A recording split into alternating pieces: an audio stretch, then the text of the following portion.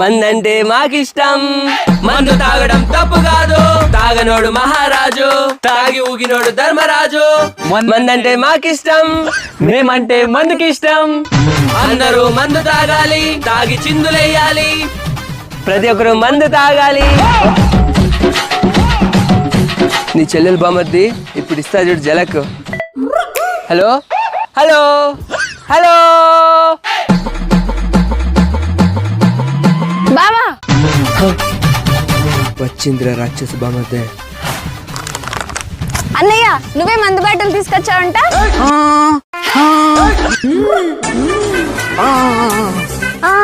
ఏంటి చెల్లెమ్మ అది చూసావా అడ్డంగా దొరికిపోయాక ఏం మాట్లాడతాడు.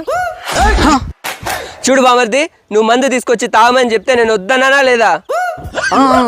వద్దన్నా బావా. చూసావా నేను మందు తాగడం నీ చెల్లికి ఇష్టం లేదని చెప్పాను లేదా?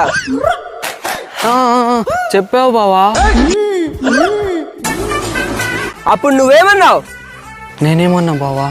నువ్వు మందు తాగాల్సిందే బావా, లేకుంటే నా మీద ఒట్టే అని ఒట్టేసుకున్నావా లేదా? ఒట్టేసుకున్నావా లేదా?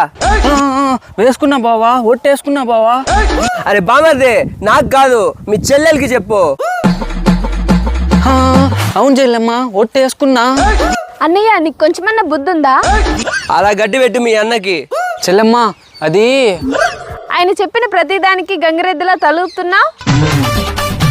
Hello hello hello hello hello నీ తాగుడుబోతు వేషాలని నాకు తెలియదు అనుకున్నావు బావా.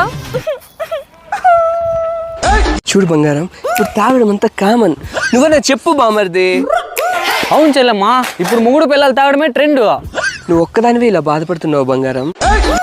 నేను ఒక్కదాన్నే కాదు బావా, ఈ లోకంలో ఉన్న అందరు అమ్మాయిలు వాళ్ళ భర్తల చెడు అలవాట్లను మార్చాలనుకుంటారు. ఎందుకంటే అప్పుడే సంతోషంగా ఉంటారు కదా. ఈ లోకంలో ఉండే అందరు మొగాళ్ళు కూడా వాళ్ళ పిల్లలనే మార్చాలనుకుంటారు, ఎందుకంటే అప్పుడే సంతోషంగా ఉంటారు.